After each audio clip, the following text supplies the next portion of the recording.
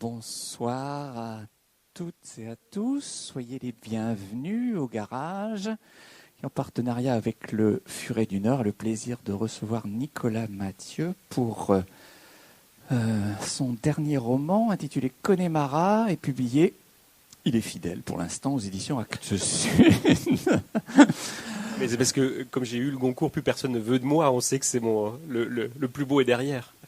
Il y a encore le Nobel devant, mais il faudra patienter un petit peu. Donc évidemment, on comprend qu'il ne se précipite pas. En revanche, ils ont tort parce que c'est un roman absolument formidable. Que j'aurais sous-titré, et on va commencer par là si vous voulez bien, je l'aurais appelé de la performance dans le sport et des souvenirs qu'on en garde, de la performance à l'école et des conséquences de celle-ci, de la performance en entreprise et de ce que cela dessine, de la performance qu'on peut chiffrer. On est devenu absolument fou, y compris dans les sports co avec les statistiques. On est devenu absolument fou avec les chiffres dans les entreprises et on sait ce qu'il en est. Et tout le roman explique à quel point un nombre incalculable de choses ne peuvent pas se mettre en chiffres. Et c'est bien de cela dont il va être question à travers les souvenirs, les deux époques, les jeux qui vont se dessiner. Mais plus encore que tout cela, j'aimerais bien, puisque plus d'une fois on a l'impression de voir des scènes, comme on les verrait au cinéma ou dans des séries télé, j'aimerais bien que vous me disiez comment vous les avez choisis tous les deux, castés tous les deux vos deux personnages principaux pour raconter ça. Alors déjà, bonjour à tous. Au départ, c'est quand même parti d'Hélène. Et Hélène, comme souvent maintenant, enfin souvent, j'ai que 3 romans, mais je me rends compte que d'un roman à l'autre, il y a des personnages qui sont repris, transplantés, bouturés en quelque sorte, et redéployés à nouveau frais autrement dans un autre roman. C'était passé avec les ados entre le premier et le deuxième, et là c'est Hélène, elle est l'héritière d'Hélène, la mère d'Anthony, le précédent, donc une femme autour de la quarantaine avec les problèmes que ça pose pour elle. Et puis ces personnages de jeunes filles aussi, Steph, Clem, qui veulent s'arracher à leur petit bled par les études, voilà. Et donc Hélène, elle naît comme ça, puis elle naît de gens qui sont autour de moi en fait, que je regarde et puis dont je comprends la colère d'Hélène. Qu'est-ce que c'est de ne pas avoir assez de temps pour faire tout ce qu'on a à faire. Voilà, on part de là quand même.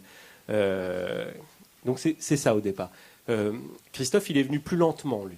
Je ne savais pas trop ce qu'il ferait, et puis je suis retourné beaucoup voir du hockey à un moment donné. Et donc Épinal a une équipe de hockey depuis très longtemps, à laquelle la ville est attachée, qui connaît des hauts et des très très bas. Et donc là, ils étaient ruinés, ils ont vendu tous leurs joueurs tchèques, canadiens, etc. Et c'est des mecs de mon âge qui jouaient adolescents, qui sont retournés jouer. Et c'est ça un peu le déclic, parce que en réalité c'était très émouvant quand même, voir des mecs de 40 ans remonter sur la glace. Et donc Christophe il s'est articulé comme ça progressivement. Puis quand même dans tous les deux, j'insuffle pas mal de mes propres problèmes, quoi. Parce que ce que l'on comprend assez vite, et ce qu'il y a plus d'une fois dans le livre, c'est on veut essayer de vous dessiner comme le romancier du Grand Est, quelqu'un qui dessinerait par là. Mais c'est très particulier parce que, comme vous venez de le dire, pour prendre Hélène, c'est quelqu'un qui n'a qu'une idée en tête au départ, c'est de fuir cet endroit-là, plus que ce que Giono faisait en ancrant ses personnages dans certains endroits. C'est vraiment aller ailleurs et expliquer à quel point l'ailleurs n'est pas du tout ce à quoi elle pensait ou ce qu'elle imaginait, quoi. Il faut que je reviens sur le début de votre question, parce que sur cette question de régionalisme, je m'inscris en faux. C'est-à-dire que je ne suis pas un écrivain du Grand Est. Je ne fais pas l'apologie de ma région. J'enchante pas les grandeurs et les beautés. C'est ni Giono, ni l'école de Brive, quoi. C'est vraiment pas ça mon truc. Simplement, mon postulat de départ, c'est d'essayer de faire des romans qui parlent du monde de la manière la plus juste possible. Et pour ce faire, ce qui m'est le plus aisé, c'est de parler des lieux que je connais. Donc là où j'ai grandi, là où j'ai étudié, là où j'ai vécu. Il y a un peu de Paris aussi, puisque j'y ai vécu 15 ans. Mais transplanter ça en Bourgogne ou à Bordeaux, ce serait compliqué, quoi. Voilà.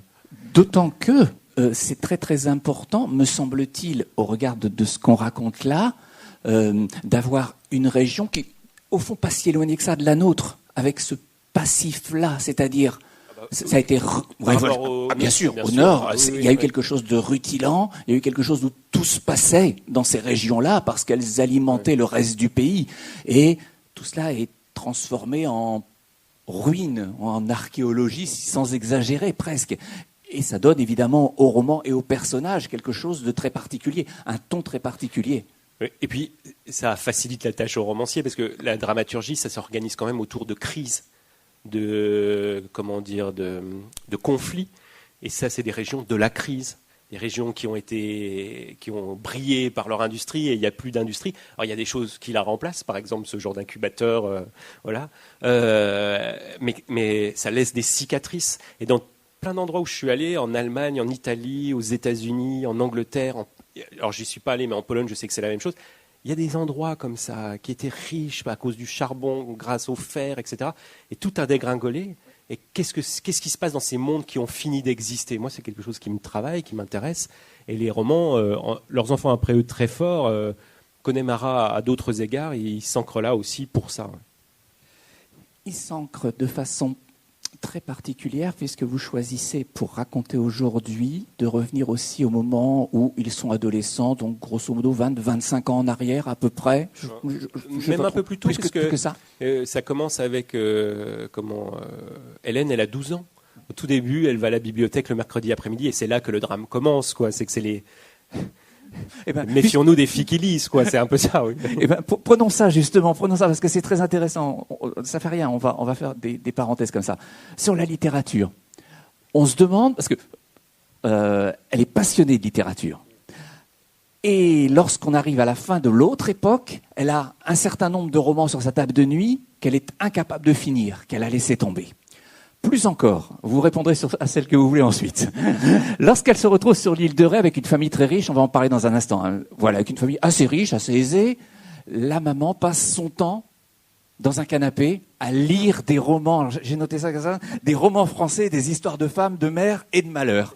On a presque envie de s'approcher pour regarder quels sont les livres qu'elle est en train de lire, parce que Nicolas Mathieu ne nous dit pas quels sont les titres et les romancières de ça. Qu'est-ce qu'aurait été la vie d'Hélène si elle avait continué à se passionner pour la littérature, qui rentre presque en conflit avec les études à un moment donné, pour qu'elle puisse, voilà, et que lit la maman de Charlotte Brassard? Non, ça je vais pas préciser. Il y a sans doute un peu de Lattès, un peu de Stock, un peu de Grasset, on va dire. Mais je n'irai pas plus loin dans les précisions. Je crois pas que Hélène se soit désintéressée de la littérature. Simplement, elle a été prise dans des canaux académiques où il n'y avait plus tant de place que ça pour la culture de soi. Pas pour se cultiver, mais la culture de soi, c'est-à-dire lire ce qui nous fait plaisir. Quand on fait des études très relevées, ça devient compliqué de ménager du temps. Et encore une fois, le roman commence sur la colère d'Hélène, parce qu'elle n'a plus le temps de vivre. Voilà. Et le fait qu'elle ne puisse plus lire participe de ça aussi. C'est-à-dire qu'une fois qu'elle a fait sa journée de taf, qu'elle s'occupait de ses gamines, il ne reste rien en réalité. Voilà. Et le livre finit d'une certaine manière, mais peut-être qu'elle aurait pu faire un retour à la lecture. Ça aurait été aussi une manière de sortir par le haut. C'était difficile de recroiser Christophe dans une librairie. C'est pas dans ce commerce-là qu'elle le recroise à la fin. Parlons du temps, justement, mais de l'autre, de celui qui passe et des échos que cela donne. Vous avez choisi de raconter vraiment de façon très particulière, enfin plutôt importante, l'adolescence, des moments d'adolescence, et de les mettre en écho avec ce que vit Hélène à ce moment-là. Et il se passe aussi autre chose, c'est que dans le travail, Hélène a une jeune stagiaire qui lui fait prendre assez conscience que le monde est en train de changer et que de nouveau, il y a quelque chose qui la met hors de l'époque. On se sent avec elle perdue lorsqu'elle fait avec son pouce tout ce que l'on peut faire sur un téléphone, je ne sais pas faire, lorsqu'elle lui explique comment ça fonctionne aujourd'hui. C'est-à-dire qu'on a deux époques, son adolescence et maintenant, et elle au milieu, essayant, comme sur un radeau, de survivre à ça. Oui, en tout cas, donc effectivement, le roman marche sur deux jambes, ça alterne des chapitres au présent du récit, c'est-à-dire en 2017, et puis d'autres chapitres qui retracent la jeunesse des deux personnages, pas seulement d'Hélène. Et que cette confrontation-là, elle n'est pas explicative ou démonstrative. J'explique pas le présent par le passé, c'est pas trop l'idée, ou pas seulement en tout cas. C'est vraiment pour, en les confrontant, faire sourdre quelque chose qui serait que le temps a passé, quoi. Et que ce qu'ils ont été, ils ne le sont plus. Ce qu'ils sont, c'est quand même, ça s'origine aussi dans. Enfin, vous voyez, c'est le personnage un peu fantôme du livre, le passage du temps. Et Lison, donc c'est sa petite stagiaire, une digital native.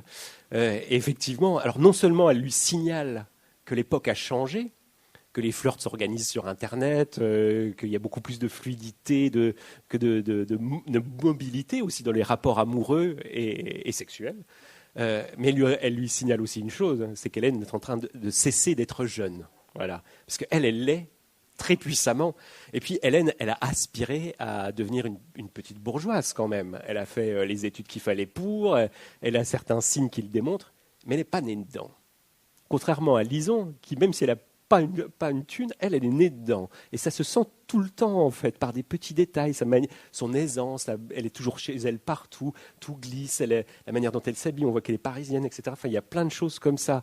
Donc Lison était à la fois une confidente et puis un aiguillon, parce qu'elle lui dit attention, ton temps va passer peut-être. Et d'ailleurs, Hélène entretient avec elle des rapports assez ambigus, hein, à la fois de sympathie et puis de temps en temps, elle la mouche, on sent qu'elle l'exaspère, quoi.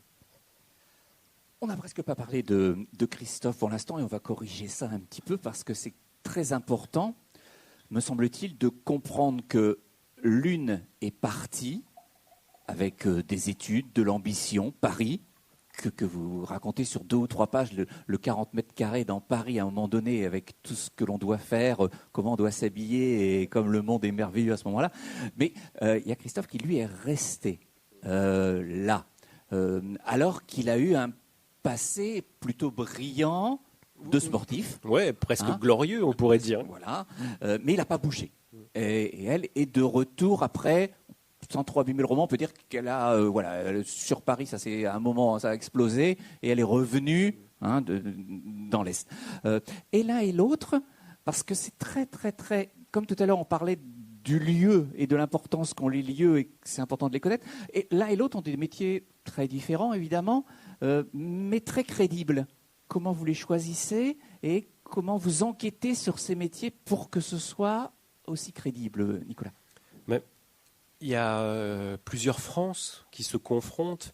Hélène, c'est vraiment la France de ceux qui sont partis, de ceux qui ont fait des études supérieures brillantes, la France des villes plutôt grandes. Et Christophe, c'est ceux qui sont restés, plutôt la France des BTS, des villes moyennes, etc. C'est pas les mêmes France. Et les métiers coïncident avec ça. Donc elle est dans le consulting. Le consulting, ça m'intéressait vraiment d'en traiter parce que j'avais vu beaucoup de consultants sévir au cours de ma carrière, si on veut. Et ça me semblait un type social intéressant et presque jamais traité, en fait. Et puis, il me semblait qu'il y avait dans ce métier-là quelque chose qui jouait, qui était peut-être la pointe la plus aiguë de l'idéologie de notre époque, justement. La performance, le fait que tout devient comptable, le règne des nombres, quoi. Et puis le boulot de Christophe, et puis aussi ceux de ses potes. Il y en a un qui conduit un VSL, un véhicule, vous savez, médical. Il y a une jeune femme, Jen, qui fait de l'accompagnement des personnes âgées à domicile, etc. C'est un peu ces métiers de la province qui nécessitent beaucoup de carburant, le care, la logistique. Lui, il livre des croquettes pour chiens. Le commerce de petit niveau, quoi, en fait. Donc à chaque fois, c'est des mondes différents qui se manifestent là à travers ça. C'est d'ailleurs dans ce prolongement-là, mais pour le coup, on va retourner au moment où Hélène est adolescente. Je vais vous lire un petit morceau du livre parce qu'elle est terrifiée à l'idée que ses parents rencontrent les parents de sa copine, Charlotte Brassard, avec un nom pareil. On se doute qu'elle va pouvoir nager en toutes sortes d'eau, d'ailleurs. Et donc... On ne me l'avait jamais fait, celle-là. Et donc, la fameuse Hélène et la fameuse Charlotte décident de faire en sorte que les parents se rencontrent parce que les parents d'Hélène n'ont pas du tout envie de laisser partir leur fille, j'allais dire n'importe où. On décrit ce qu'il y a de différent et dans le petit paragraphe que je vais vous lire maintenant, on décrit un petit peu l'inverse. Mais à la vérité, ce fossé entre eux, donc entre les deux familles, se traverse encore à pied sec. Après tout, le père de Charlotte s'appelle Jean, comme celui d'Hélène. Ils sont tous nés en province, parlent la même langue, ont de la France une idée vague mais affectueuse, de l'État une vision haute qui suscite des attentes excessives et des reproches à la mesure. Ils ne sont pas racistes, mais ils croient au travail, célèbrent Noël sans aller à la messe, mais fréquentent les églises à l'occasion d'un baptême, d'une noce ou d'un enterrement. Tous jugent volontiers leurs semblables d'après leur voiture, adorent le pot-au-feu, les pâtés lorrains et boire des vins de Bordeaux qu'ils tiennent pour les meilleurs du monde. Je pourrais continuer comme ça à l'infini. Si j'ai lu ce petit passage-là, Nicolas, c'est parce qu'on a le sentiment que justement là, la fracture, elle n'est pas encore énorme. De se rencontrer dans le bistrot, il y a des petites choses du premier paragraphe, mais on a l'impression qu'ils peuvent encore se parler, ou qu'il peut encore y avoir quelque chose qui ressemble à un échange, non ? Oui, et alors ça dit plusieurs choses. Déjà, il y a tout un travail dans le roman, et c'est là, de là que vient le titre, sur ce qui nous unit et ce qui nous divise. Donc Connemara, chanson connue par tout le monde, mais qui s'écoute à HEC pas de la même manière que dans les mariages, etc. Voilà. Et là, c'est la même manière. C'est-à-dire qu'ils sont très différents, et en même temps, il y a des choses qui les unissent, une culture commune, je dirais des habitus, si on était sociologue, commune. Et ce qui est intéressant quand on décrit des personnages, qu'on a un petit coup d'œil un peu sociologique, c'est de montrer que les gouffres ne sont pas toujours énormes et que les fossés sont mineurs, et pourtant ça fait quand même des distances considérables. C'est les deux choses qui sont dites là. Parce que vous avez lu le paragraphe où ils se ressemblent. Mais le passage précédent, on montre à quel point ils sont différents. Exactement. Mais comme vous l'avez construit dans ce sens-là, on a l'impression que ça pouvait se rapprocher un peu quand même.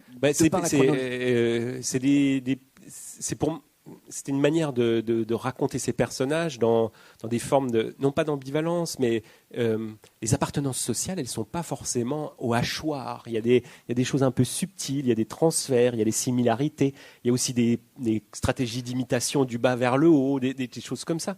Et c'est un peu tout ça que ça raconte. Voilà. J'avais le sentiment, pour être très franc, Nicolas, Après, si on regardait leur déclaration de revenus, on verrait que ça n'a rien à voir. Ah oui, je pense. Et puis, ne serait-ce que le lieu de vacances, vous racontez les deux vacances des deux côtés, on comprend pourquoi Hélène fait des pieds et des mains pour aller sur l'île.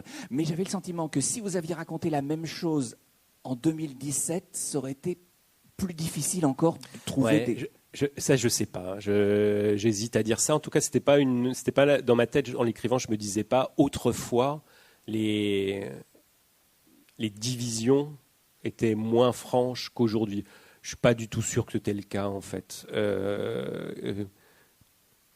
C'est vrai que les écarts de richesse étaient moindres, ça c'est sûr, mais et la classe moyenne plus large et plus embrassante, oui, c'est vrai. Qu'est-ce qui vous a fait choisir pour la deuxième époque l'année 2017 ? Est-ce que vous avez l'impression qu'elle ressemble à une sorte de nouveau monde, d'autres mondes qui se dessinent à ce moment-là, que vraiment il y a une fracture peut-être plus marquée ou quelque chose qui va être très différent, ou les cabinets conseils vont devenir politiques, enfin ce genre de choses. Qu'est-ce qui vous fait choisir 2017 ? Je ne peux pas répondre à votre place. Qu'est-ce qui vous fait choisir 2017 ? Un petit peu tout ça, effectivement. Déjà, c'est une année que j'ai mal vécue.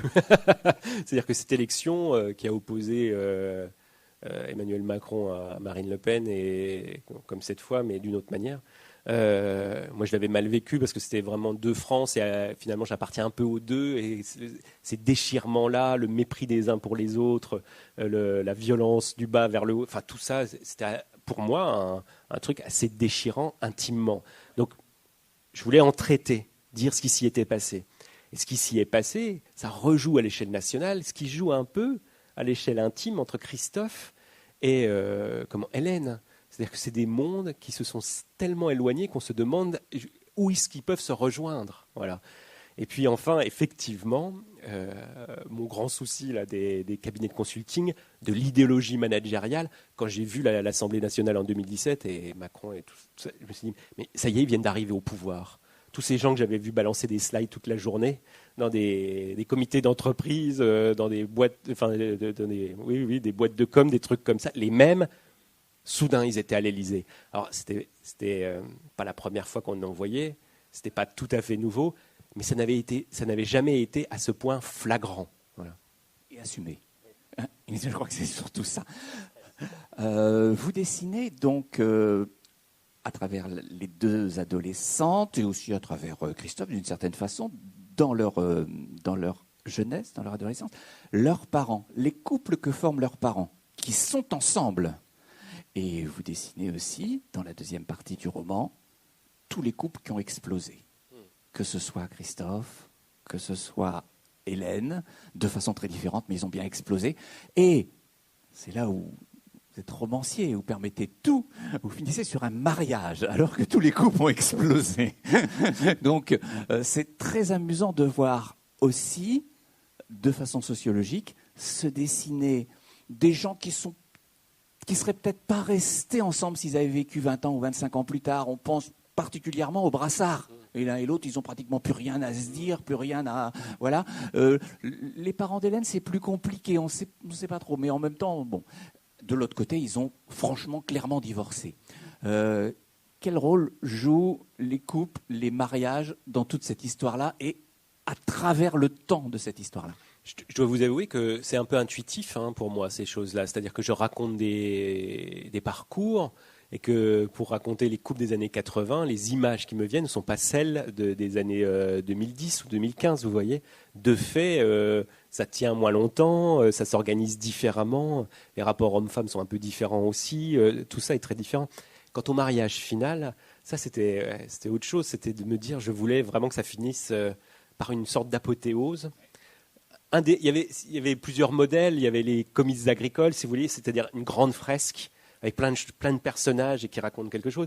Il y avait les noces de Cana de Véronèse, vous savez, cet immense tableau au Louvre, et où on peut voir le petit caniche au premier rang et en même temps regarder toute la fresque dans son ensemble, c'est zoomer, dézoomer, voir le plan d'ensemble et en même temps l'intimité, jusqu'au tissu. C'est des choses comme ça que j'avais envie de faire. Et puis... Voyage au bout de l'enfer de Cimino qui commence comme ça par un grand mariage donc chez des ouvriers sidérurgistes dans une petite vallée des États-Unis. Et ce qui est bien là-dedans, c'est que les mariages, ça force à se fréquenter des gens qui ne sont pas forcément du même milieu. Et Hélène, elle se retrouve finalement dans un mariage avec des usages et des coutumes qui sont plus les siens. Et elle est un peu forcée de subir, quoi. Et ça sert de révélateur, en fait. Voilà. On voit qu'elle a fait tous les efforts possibles pour que ça se passe bien, y compris faire en sorte que Christophe soit habillé à peu près comme elle le voudrait. Donc elle l'emmène à Nancy et lui fait abandonner son costume qui était peut-être un peu large, mais bon voilà, en tous les cas, elle l'habille autrement. Mais on sent bien, malgré tout, que ça dépasse qu'elle peut avaler, quoi. Malgré tout, elle reste dans le mariage pour lui faire plaisir et il faut vous dire que vous lésinez pas sur ce qu'elle est au Alors, lead. Honnêtement, j'ai fait ce qu'il y a de plus réaliste, ouais. Et tous les gens qui connaissent m'ont dit ah oui, j'ai vécu la même chose, jusqu'à l'agneau et tout. Tout ça, ça existe. Enfin voilà. Oui, Hélène, elle a quand même passé toute une vie à marquer des distances, à essayer de s'éloigner de sa famille, à grimper dans l'échelle. Et tout d'un coup, ça la ramène en arrière. Vous savez, c'est cette phrase dans le Parrain, où, comment il s'appelle, Pacino, donc, qui a voulu quitter sa famille, qui est devenu militaire. Le père meurt et il est rappelé aux affaires. Et il dit... à peine j'étais parti, they put me back in. Ils m'ont forcé à revenir, voilà. Et Hélène, elle subit un peu ça. Elle se dit, putain, j'ai pas fait tout ça pour me retaper un mariage de beauf en plus, quoi. Et c'est un peu brutal ce que je dis, mais dans sa psyché à elle, c'est comme ça qu'elle le vit. Il est difficile de ne pas également vous interroger un tout petit peu sur les corps. Je ne vais pas vous parler des mollets, je vous promets. Il y a des mollets dans le mariage. C'est pour ceux qui n'ont pas lu, vous allez voir, c'est un grand moment. Mais je vais vous lire un petit... Ça aussi, c'est réaliste. Oui. Je vais vous lire un petit extrait sur les mains. Les mains d'un des invités du mariage. Hélène avait remarqué ses mains et les signala à Christophe. 2 battoirs énormes, devenues minérales à force de travail, si épaisses qu'elles restaient toujours ouvertes à demi, comme celle des Playmobil. On se disait à les voir qu'elles pouvaient briser des noix, casser des vertèbres, transformer la matière en tout cas, mais certainement pas pianoter sur un Mac. C'était des mains d'un autre temps qui avaient eu cet emploi antique de la terre et semblaient incongru dans la civilisation des écrans et des sensibilités épidermiques. Elles faisaient avec leurs propriétaires à l'air timide, un contraste saisissant. Elles occupaient l'espace. J'ai choisi les mains, pas les mollets. J'aurais pu choisir aussi de nombreuses scènes de sexe, d'effervescence de deux corps.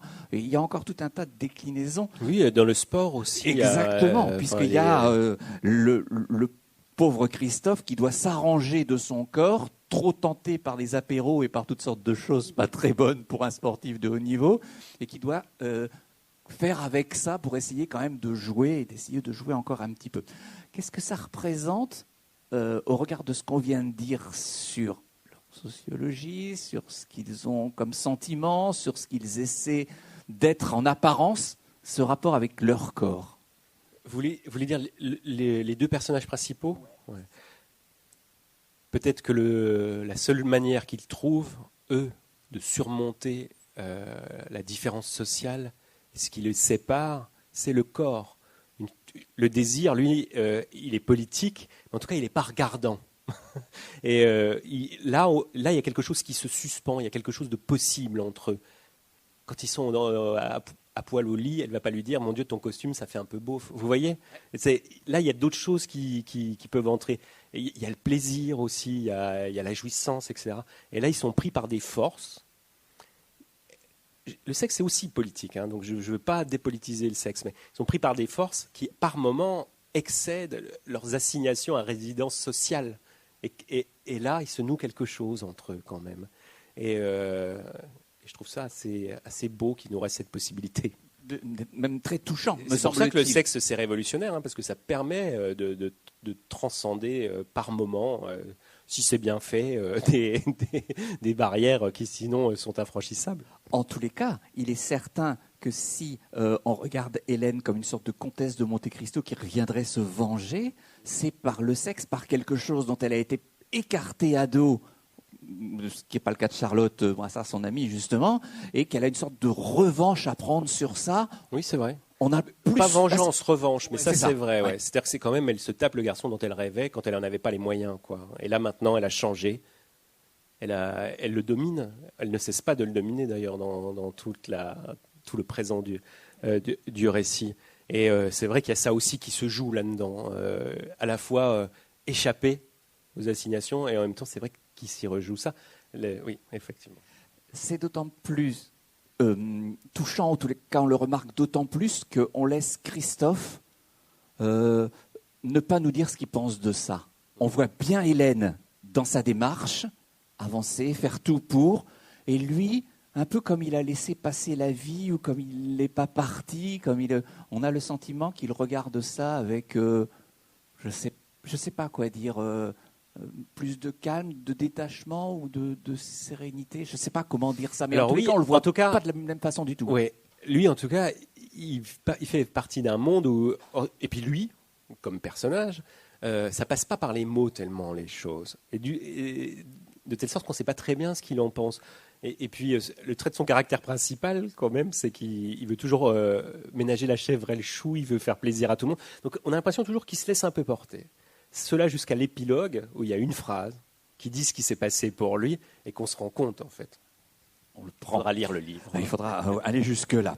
Voilà, ça s'appelle Connemara. Alors, sur Connemara, il y a plein... J'ai vu des personnes qui voulaient absolument parler de la folie, ça se danse, machin. J'ai trouvé une autre phrase qui me semble plus dans Connemara. C'est « On y voit encore des hommes d'ailleurs venus chercher le repos de l'âme et pour le cœur un goût de meilleur. » Et pour un grand féministe comme est Michel Sardou, Madame de Haas et Coffin, ils écoutent des femmes des années 80 tous les matins. On met les femmes à la place. Ça fait des femmes d'ailleurs venues chercher le repos de l'âme et pour le cœur un goût de meilleur. Ça ressemble à ça, pas mal, avec des femmes. Vous avez travaillé, vous. Oh ouais, vous avez vu ça? Moi, je connais par cœur le Connemara. Alors, on va prendre des questions, si vous voulez bien, quelques-unes dans le public, Nicolas. Alors, oui, bougez pas. Bonsoir. Bonsoir. J'ai pensé à cette question quand vous avez parlé au début de votre concours. Alors désolé, c'est peut-être une question qu'on vous a déjà posée 500 fois, mais bon, c'est vraiment un truc qui m'interroge. Vous avez dit le concours, après pour les éditeurs, bon ça y est, il l'a déjà eu, c'est fini, tant pis. Oui, je déconne un peu en disant ça, mais... Je me doute. Mais pour vous, au niveau de la création, ça fait quoi une fois qu'on a le concours? Est-ce qu'on se dit, pour schématiser, soit je ferai pas mieux, donc tant pis, je vais faire ce que je peux. C'est très caricatural, évidemment. Est-ce que ça bloque complètement en disant mais tout le monde va m'attendre au tournant, ou c'est une libération? Ça fait quoi? Alors, c'est pas une libération du tout. Ça fait peser quand même un poids supplémentaire sur les épaules, parce que on sait qu'on est attendu au tournant. On sait qu'on fera plus jamais le même succès. On sait que quand même l'unanimité du précédent roman, il y a peu de chances que ça se reproduise, parce que on ne s'est pas fait que des copains au passage. Et puis, oui, on a été tellement lus qu'on sait qu'il y a un sentiment d'exposition qui est un peu terrifiant, en fait. Et c'est difficile de retourner bosser. Et puis, d'un point de vue strictement pratique, le Goncourt s'est quand même suivi d'une énorme tournée de promotion qui n'en finit pas, et pendant laquelle on n'en branle pas une quand même. Et donc, on fait des trucs comme ça, quand on rencontre les gens, là, on se sert des pognes, on boit des verres, voilà. Mais on n'écrit pas. Enfin, en tout cas, moi, j'ai pas pu. Donc, oui, ça a été plutôt un obstacle à surmonter du point de vue du travail. Après, dans ma vie quotidienne, ça a simplifié pas mal de trucs. Hein. Forcément. Normalement, on se tutoie, je vous raconte tout. Parce que j'ai fait une tournée de concours des lycéens avec Nicolas, parce que forcément, quand vous êtes dans la sélection du concours, vous faites le concours des lycéens en même temps. Et on se promenait comme ça en France, et les lycéens avaient des questions plus ou moins sympathiques. Il faut être quand même dire les choses comme elles sont. Vous avez même des remarques très désagréables. Et Nicolas, plus zen que à côté Gandhi, ce serait Jean-Luc Mélenchon pour vous donner une idée. Hein. Il répondait à tout le monde avec une gentillesse, un calme qui, et j'en ai vu, je vous assure, un certain nombre, m'a impressionné, vraiment énormément. Capable de répondre comme ça sur son travail, son roman. Mais ça m'a vachement affecté, ces remarques, mine de rien. Et ouais, je trouve que ce Goncourt des lycéens, c'est d'une grande brutalité. Alors tout le monde vend ça comme quelque chose de très frais et de sympathique. En fait, on nous dit les lycéens n'ont pas de filtre. Non, ils n'ont pas de pitié, ça n'a rien à voir. Et en plus, souvent, ils n'ont pas lu les livres jusqu'au bout. Ils sont très dans un truc, deux questions majeures. C'est est-ce que vous avez vécu ce que vous racontez? Ça, c'est légitime ou pas? Et puis, est-ce qu'ils s'y retrouvent ou pas? Et puis alors là, c'est planté, quoi. Donc mes ados, s'il y en avait une qui s'y retrouvait pas, j'étais cuit. Il y a une jeune fille un jour à Toulouse, je crois, ou peut-être à Lille, je sais plus, qui s'est levée et qui m'a dit « Pourquoi avoir choisi la vulgarité, la pornographie pour parler de l'amour adolescent ? Qu'est-ce que vous faites derrière ça ? La picoulie à côté, de ligne de nez de l'autre et tout, mais vous ramassez vos dents et vous faites ce que vous pouvez, quoi. » Moi, j'ai très mal vécu ce moment, en fait. Je garde les questions pour les auteurs désagréables et je les redonne comme ça après. Une autre question, une autre réaction. Oui. Attendez, je vais passer là. Bonsoir. Alors, moi, j'ai lu votre roman, que j'ai beaucoup aimé. Ah, ouf. Et en fait, dès que je l'ai refermé, il y a une question qui m'est venue immédiatement. Je voulais savoir pourquoi, alors que votre héroïne, Hélène, remet beaucoup de choses en cause, pourquoi vous lui faites garder le même boulot à la fin ? Justement parce que je voulais pas que ce soit un brûlot anti-consulting, anti-entrepreneuriat, anti-management. Je voulais pas que ce soit une repentie. Vous voyez, genre, elle a une vie qu'elle trouve absurde et puis elle va trouver du sens en faisant de la permaculture ou un CAP pâtisserie, ce qui est quand même des choses qu'on peut trouver. Ouais, justement, vous ne pensez pas que quand justement elle se rend compte finalement que ses valeurs d'origine ne sont pas les mêmes que celles... Mais elle ne renoue pas avec ses valeurs d'origine et elle n'abandonne pas du tout son ambition à la fin. Si vous vous souvenez, elle trouve une échappatoire, donc je ne dis pas laquelle, pour se refonder ailleurs, si vous voulez, mais à aucun moment, elle cesse de vouloir bien faire son métier. Et le roman commence là-dessus. Vous savez, elle va dans une mairie, elle explique, elle a bien bossé, et elle pense que ça peut servir à cet endroit-là à produire des résultats. Il y a des moments où elle a le blues parce qu'elle se dit passer ma vie à faire des tableaux Excel, est-ce que ça a un sens ? Mais il y a d'autres moments où quand même elle y croit. C'est ambivalent là-dessus. Et je voulais pas faire un truc trop manichéen sur le monde de l'entreprise. Elle, quand même, jusqu'au bout, son objectif, ce serait de devenir un partner dans sa boîte et de performer quand même.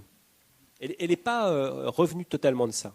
D'accord, donc elle est parvenue à ses valeurs d'origine en fait. Ah, pas du tout. Ah, bah non, puisque d'ailleurs, quand elle est exposée dans le mariage aux valeurs qu'elle a quittés, aux usages dont elle s'est détachée, ça la brutalise terriblement. Mais vous ne pensez pas qu'il peut y avoir un entre-deux, en fait? Dans le roman que vous écrirez, mais pas dans le mien, non. Non, mais là, je veux dire, c'est des questions de postulat. Moi, mon personnage, je voulais pas qu'il soit repenti. Et est-ce qu'on peut être entre les deux valeurs? Sans doute. Ouais. D'ailleurs, avec la question, elle, comme elle a le cul entre deux chaises, peut-être que quand même, c'est ça qui se tricote à l'intérieur d'elle. Ouais. Bon, ce sera peut-être pour la suite, alors. Voilà. Merci. Est-ce qu'on prend encore une question? Oui.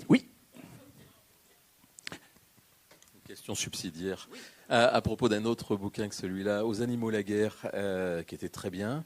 Il y a eu une série télé sur France 3 avec Roche Dizem, qui était très bien aussi, qui s'est terminée avec une fin complètement ouverte. Ouais. Et on attend la saison 2. Elle a disparu ou quoi? Vous risquez d'attendre longtemps parce que ça n'a pas très bien marché. Alors, ouais. C'était un peu un crève-cœur cette histoire. Mais ouais, non, il n'y aura pas de saison 2. On nous a pas proposé. Non. Non, on attendait de voir si ça allait fonctionner, quoi. Il y avait encore une question ici. J'avais une question concernant la scène entre donc Hélène adolescente et le papa de sa copine. C'est une scène que j'ai trouvée magnifique et qui parlait beaucoup des adolescentes, de ce qu'elles vivaient à cette époque-là. Mais en même temps, je trouve que c'est un passage qui, pour moi, est un peu différent des autres. Et j'aurais aimé savoir, en fait, ce que vous aviez aimé traiter. Est-ce que c'était plus la dimension sociologique, à savoir une jeune adolescente qui est finalement, à son insu, admirative face à quelqu'un qui a de l'argent et du pouvoir? Ou est-ce que c'était plus une question de désir et de rapprochement, malgré tout, entre eux, comme vous disiez, des rapprochements avec possibles? Le père de sa copine? Oui. Elle n'a pas de désir pour lui. Non. Il y a deux choses qui m'intéressaient. C'était effectivement, elle, sa fascination pour un monde auquel elle aspire. Ça commence avec la littérature, les livres qui lui donnent à voir des mondes où elle voudrait vivre. Puis ça se poursuit chez sa copine, les vacances à l'île de Ré, des gens qui ont des facilités, des machins. Elle se dit... Ça se mélange un peu dans sa tête, le social et l'affectif, c'est pas très clair. Puis un autre sujet qui m'intéressait aussi, c'est le grand trouble des jeunes femmes quand leur corps change d'un coup et qu'elles attirent l'attention et qu'elles sont à la fois terrifiées et qu'elles éprouvent aussi la jouissance d'un sentiment de pouvoir. Voilà. Et elle est là-dessus et les deux, quoi, vraiment. Et c'était ça, voilà, qui m'intéressait. Bonjour. Moi, je suis un peu gêné parce que j'ai une question qui concerne la toute fin du livre et donc je ne veux pas spoiler. Je la poserai donc tout à l'heure. Mais c'est une question qui concerne J'ai déjà vu des gens être vilipendés assez sévèrement. Je veux sortir vivant. Ouais. Non, mais elle est cinématographique et du coup, ça me permet de poser une question cinématographique parce que le livre va être adapté. On l'a appris récemment. Là, Alex Lutz a acheté les droits. Quel rapport vous entretenez avec le fait que vos livres, monsieur en a parlé tout à l'heure avec Aux animaux la guerre, vos livres deviennent des images qui bougent en fait. Quelle relation vous avez avec ça? Déjà, une relation de satisfaction parce que ça fait un peu d'argent quand même. Et qu'au départ, on vend quand même très peu de livres et que dans l'audiovisuel, il y a beaucoup d'argent. Alors, pour beaucoup d'auteurs, c'est très important. Ensuite, une curiosité inquiète. On choisit les gens qui vont le faire et on se demande ce que ça va devenir. On se demande aussi si ça va devenir un film parce qu'ils en achètent beaucoup. Il y a des accidents industriels en cours de route. Il n'y en a pas tant que ça qui se font, etc. J'ai eu des expériences passées, même avant la série Aux animaux la guerre. Le rapport que j'entretiens aussi, c'est un rapport de deuil. C'est-à-dire que je sais que le film, ce ne sera pas mon livre. Et il faut partir en le sachant, sinon vous devenez dingue. Et si vous commencez à faire le garde-chiourne en disant « Ah oui, mais dans le livre, c'est pas ça, vous avez trahi mon œuvre », non, le mec, il va faire son film. Voilà, c'est pas mon livre qu'il fait, il fait son film. Et le film est tiré du livre. Donc il faut abandonner l'idée d'une identité parfaite entre les deux objets. Voilà. C'est un deuil. Voilà. Ce que Georges Simenon résumait assez bien en disant, lorsqu'on lui demandait ce que représentait le cinéma pour ses livres, il disait « le tiroir-caisse ». Et je crois que c'est assez bien résumé. Ça, c'était mon premier point seulement. Ça s'appelle Connemara, c'est publié chez Actes Sud et Vous allez avoir la chance de pouvoir le faire signer dans quelques instants après avoir applaudi notre invité. Merci beaucoup d'être venu. Merci beaucoup à vous. Je dois dire que c'est ma 49e rencontre et que toutes les questions étaient originales. Bravo.